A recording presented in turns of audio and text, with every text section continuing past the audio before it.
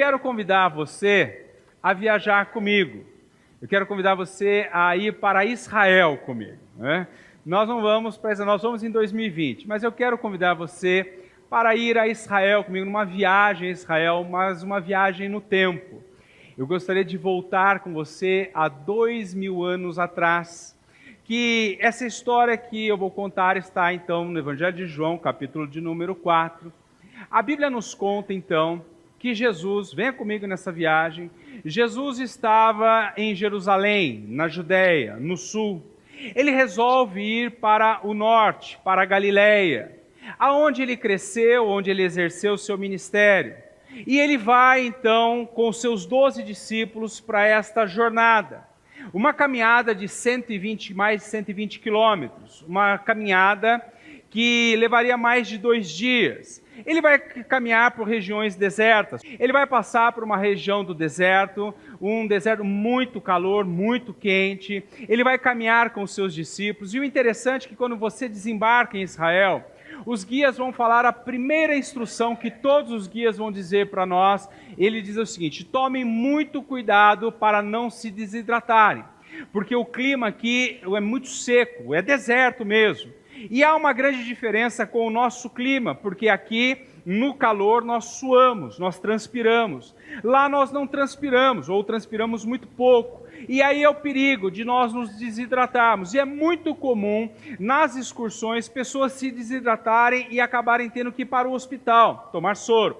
Jesus agora com os seus discípulos, numa região árida, numa região seca, com pedras, ele está caminhando nessa viagem, indo a Jerusalém. E ele vai passar por uma região chamada Samaria. Na Samaria, ele vai se aproximar de uma cidade chamada Sicar. Em Sicar havia um poço chamado Poço de Jacó. Essa cidade de Sicar só existia por causa daquele poço.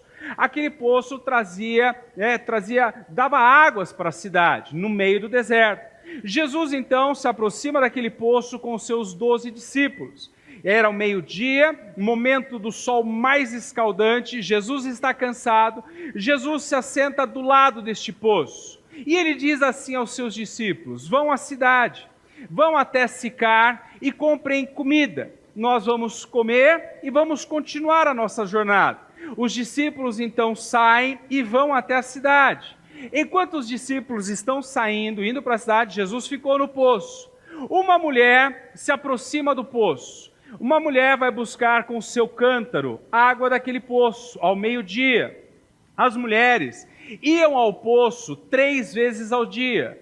As mulheres usavam cântaros, não pequeno como este. Isso daqui era para servir na mesa. As mulheres iam com cântaros que cabiam de 60 a 80 litros de água. Elas iam ao poço para retirar a água e levar para suas casas. Quando esta mulher está se aproximando do poço, não havia mais nenhuma mulher, porque elas iam de manhã, o período em que o sol ainda não estava quente. Esta mulher vai ao meio-dia. Os discípulos haviam ido para a cidade. Quando ela se aproxima daquele poço, rola um constrangimento, porque naquele poço tinha um homem, sozinho, um estranho. Era um lugar distante da cidade, era um lugar fora da cidade.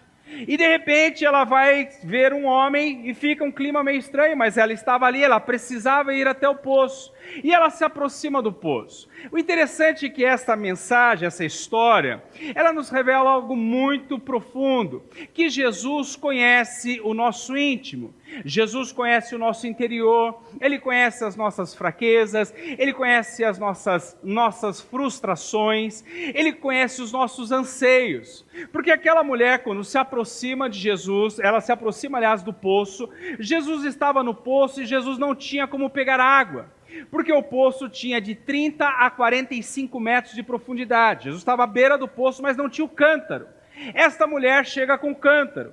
Jesus olha para ela e diz assim: dá-me um pouco de água para beber. Ela responde assim para Jesus: como tu, sendo judeu, ousa falar comigo que sou uma mulher samaritana? Porque os judeus não se davam com o samaritano.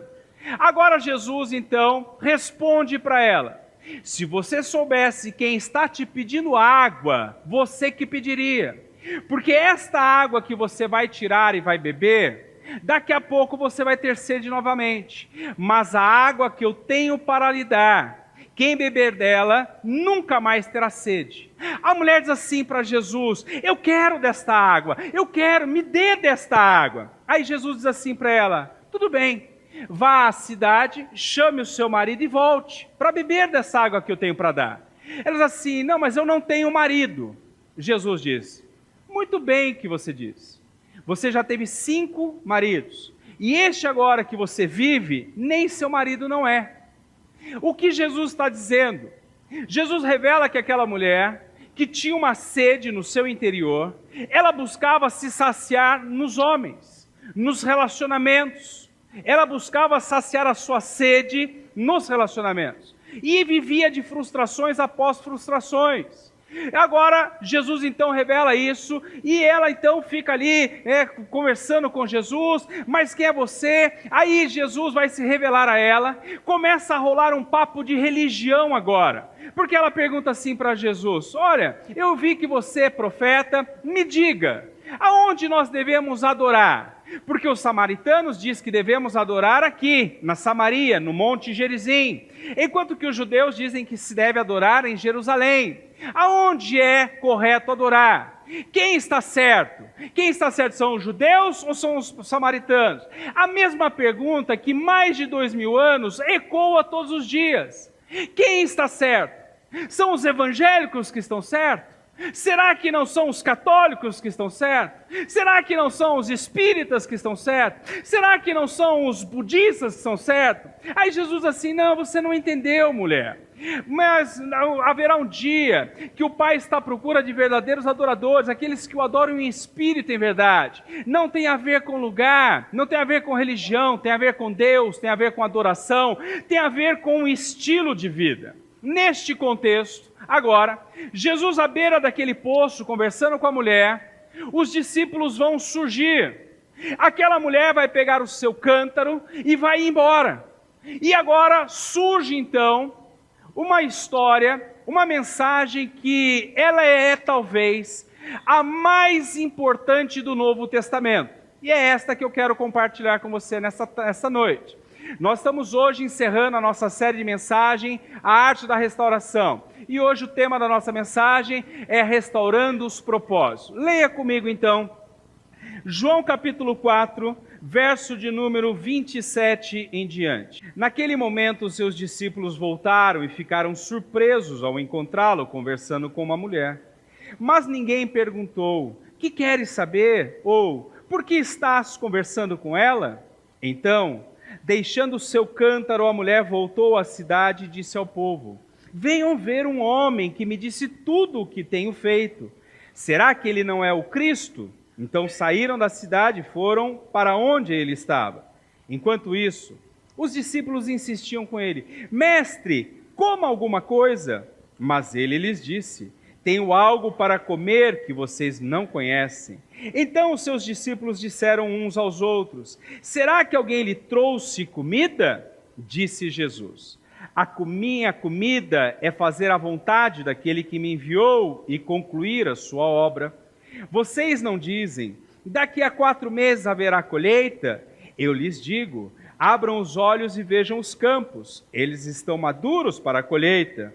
Aquele que colhe já recebe o seu salário e colhe fruto para a vida eterna, de forma que se alegram juntos o que semeia e o que colhe.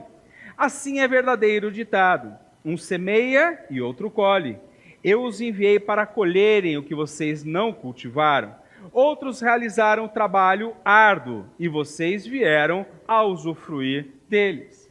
Jesus então está à beira do poço, estava com a mulher, os discípulos se aproximam e agora a mulher vai embora. O interessante é que Jesus tinha dito assim aos discípulos: vão à cidade e comprem comida. Quando vocês voltarem, nós comeremos e continuamos a jornada. Vamos continuar subindo até a Galileia. O que os discípulos fazem? Os discípulos vão até a cidade de Sicar. Quando eles entram na cidade de Sicar, as cidades, elas eram fechadas. Tinham muralhas, elas tinham os portões, porque era o que protegia uma cidade. Agora os discípulos então estão entrando em Sicar. Quando eles entravam nas portas da cidade, ficavam guardas para proteger a cidade.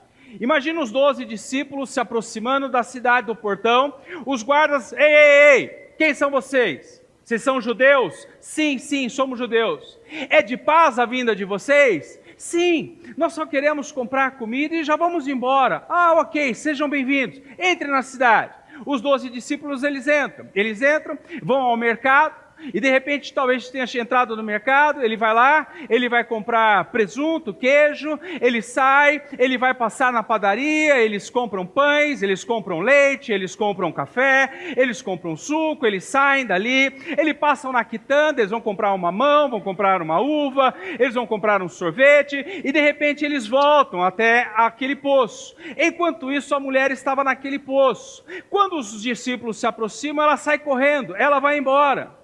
E ali você percebeu no texto que eles começam a perguntar entre si, não tem coragem de perguntar: Jesus, quem era aquela mulher? O que você estava fazendo sozinho com uma mulher, conversando com uma mulher? Isso eles indagam entre si, mas não falam. Agora então eles preparam a mesa para Jesus, uma mesa linda como essa, porque o objetivo era ir à cidade comprar comida. Eles voltam com o mantimento, eles põem a mesa, eles colocam uma mesa linda, colocam os pães, colocam os frios, colocam o leite, colocam o suco, colocam a sobremesa, colocam o bolo assim: mestre, venha comer, a mesa está posta. Qual é a resposta de Jesus? Perdi a fome. A atitude de vocês tirou o meu apetite, é o que Jesus está dizendo. Mas mestre, como assim? Nós estamos fazendo o que você mandou. O Senhor nos mandou ir na cidade, comprarmos comida, nós fomos, obedecemos, fizemos. Aí Jesus pergunta para eles: ok, o que vocês foram fazer na cidade? Comprar comida. Que mais? Entramos no mercado, compramos pão, compramos queijo, compramos frios, compramos bolo, que mais? Nós passamos na padaria, nós compramos pão, nós compramos bolo, que mais? Passamos na quitanda, compramos a fruta, que mais? Passamos numa loja, compramos um sorvete, compramos um bolo, que mais? Só. Jesus diz assim: vocês ainda não entenderam o propósito. Vocês não entenderam o maior propósito de Deus. Porque enquanto eles foram e ficaram 1, 2, 3 horas na cidade, interagindo com pessoas, Jesus ficou naquele poço alguns minutos com uma mulher que foi confrontada por Deus, que ela entendeu o seu estado, ela se arrependeu. E quando ela sai daquele poço, ela entra na cidade. Olha o que acontece com aquela mulher, versos 28 a 30. Então, deixando o seu cântaro, a mulher voltou à cidade e disse ao povo: venham ver o homem que me disse tudo o que tenho feito. Será que ele não é o Cristo? Então saíram da cidade e foram para onde ele estava. A mulher não conhecia Jesus. Ela teve um encontro rápido com Jesus, enquanto os discípulos conheciam profundamente Jesus.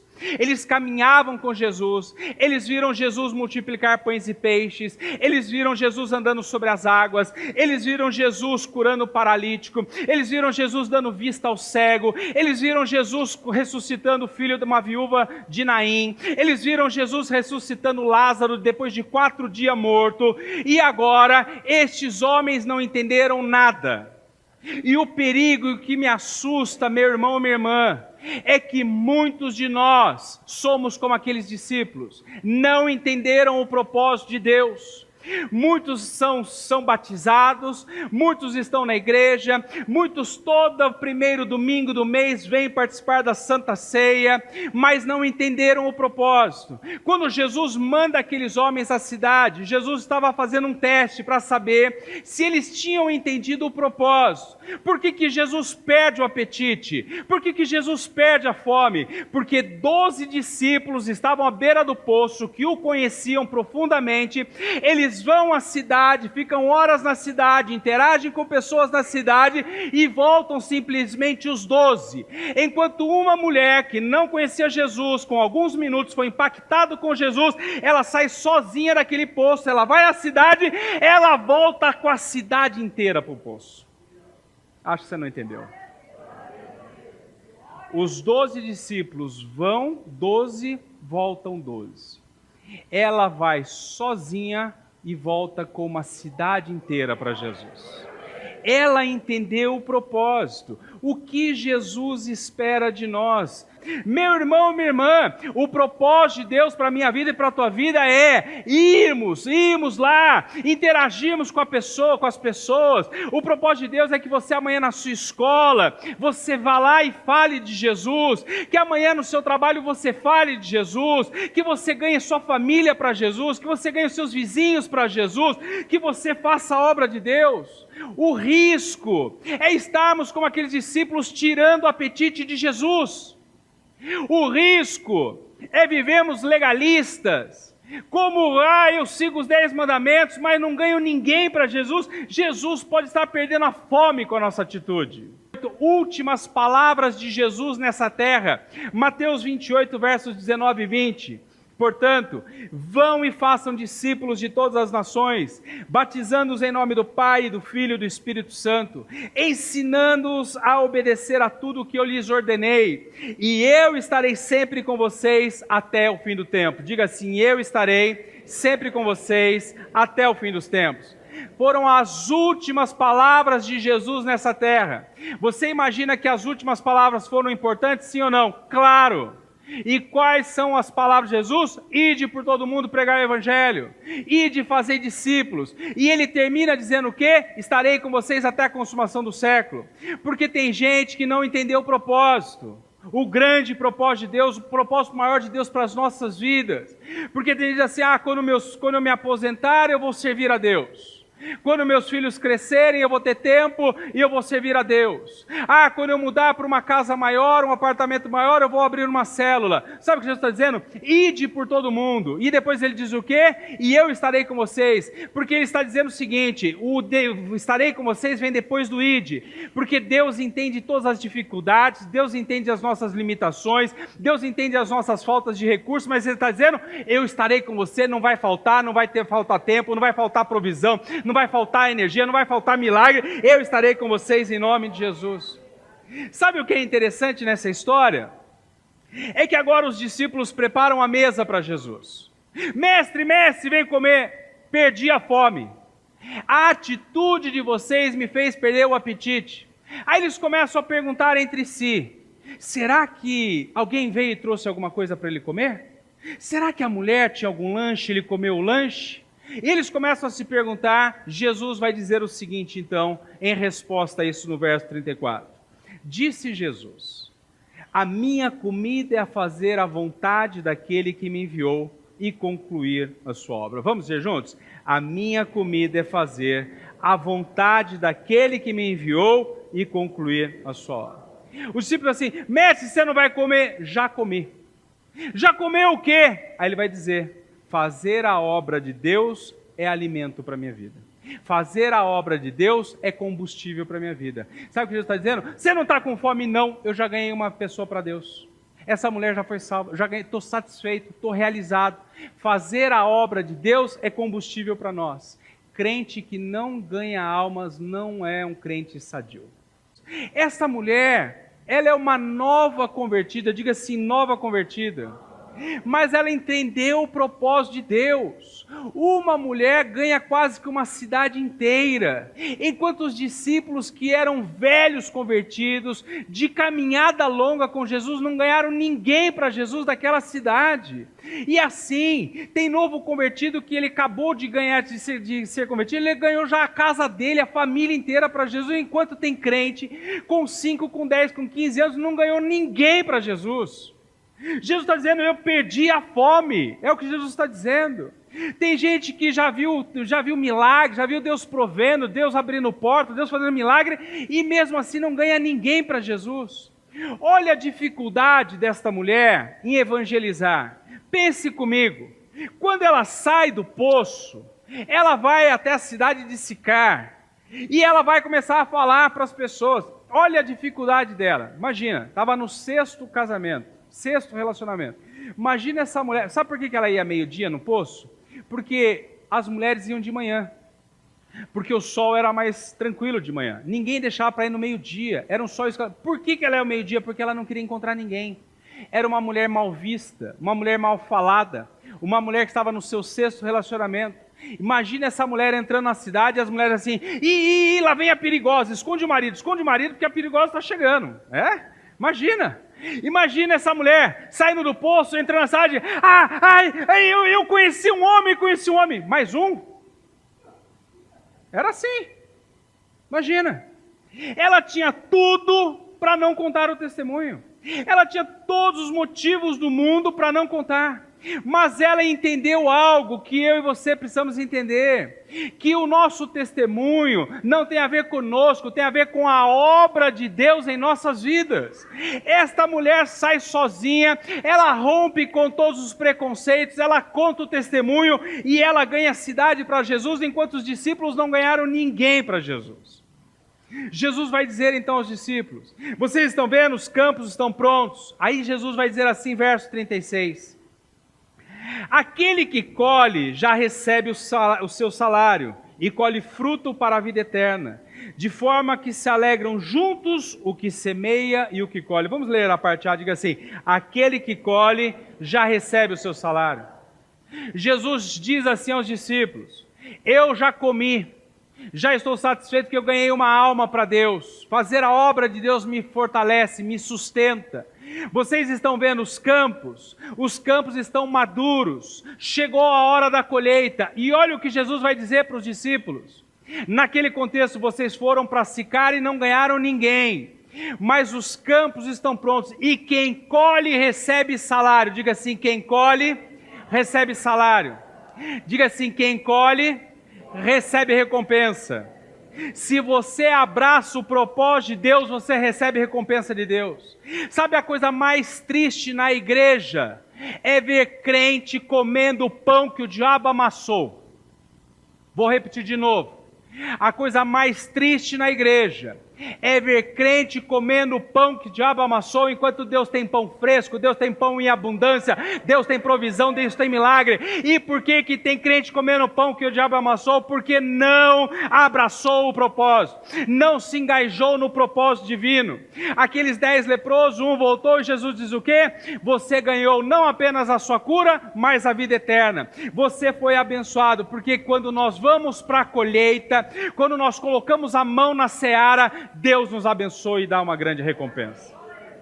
Você se lembra da história de Noemi?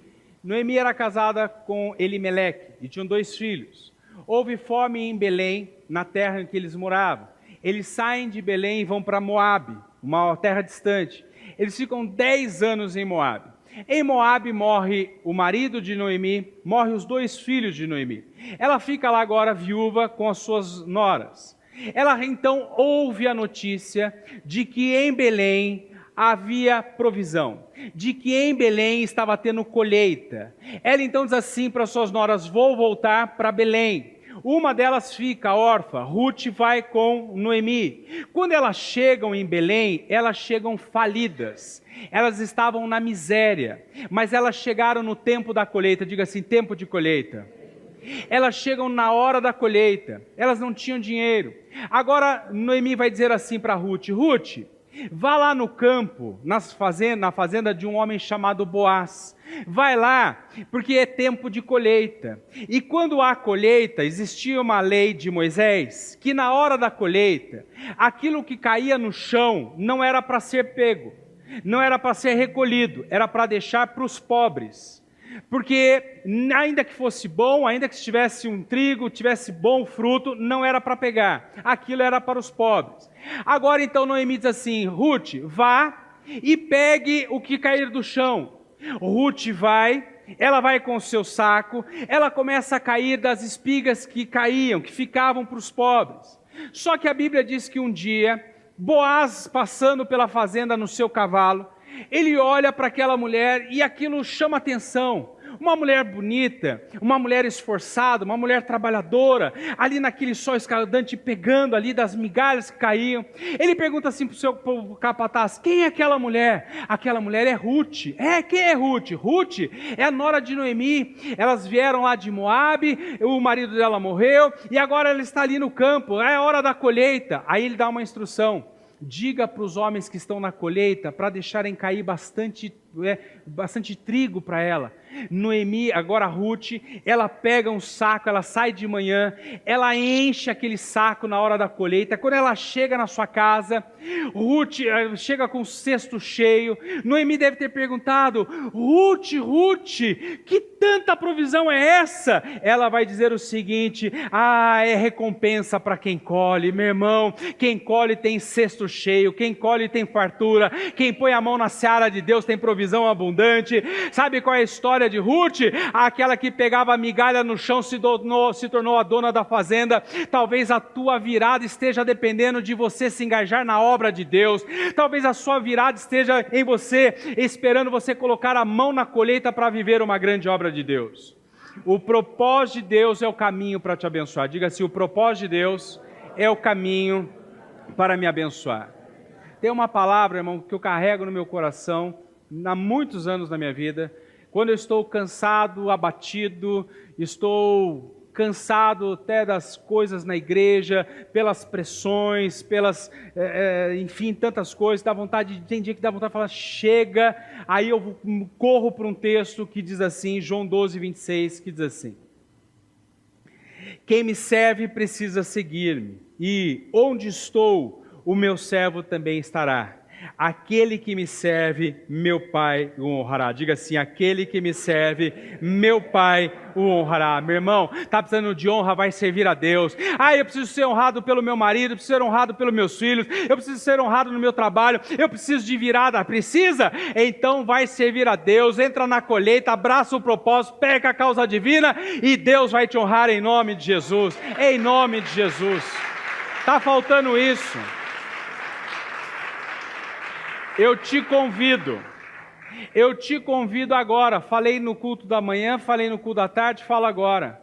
Você tem muitos obreiros de pé aqui trabalhando, olha só a lateral. Não conversei com uns, mas eu te desafio, vá a um deles e pergunte o seguinte: sua vida mudou depois que você entrou para o ministério, sim ou não? Eu te garanto, todos eles vão ser unânimes: minha vida mudou da água para o vinho, porque o Pai honra aquele que serve, o Pai honra aquele que vai para a colheita, o Pai honra aquele que vai lá e vai para o campo missionário e ganha almas para Jesus. De manhã falava, o Joãozinho estava na minha frente, falei, fala lá com o João. João há 7 anos atrás, morava aqui nos predinhos lá da igreja, apartamento alugado. 7 anos depois, casa própria. 7 anos depois, carro zero na garagem. 7 anos depois, veio outro dia preocupado com a gente: pastor, quando que vai ser o segundo encontro de casais aí? Porque, vai ser em outubro, mas eu estou preocupado com a data, porque eu estou indo para Disney com a minha família. 7 anos Deus faz virada, Deus honra aquele que serve. Falei à tarde, estava aqui o irmão Edivaldo na minha frente, o irmão Edivaldo trazia a mulher na porta da igreja, não entrava,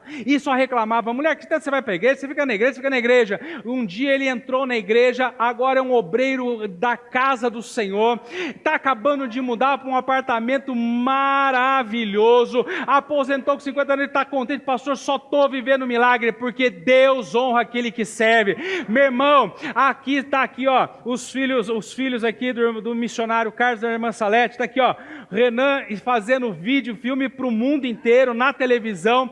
O Bruno estava semana passada lá em Orlando, na Lagoinha Church, para a honra e glória de Jesus, está indo para a turnê agora em Paris, no mês de dezembro, para a honra, porque Deus honra aquele que serve. Meu irmão, teu milagre está em trabalhar a Deus.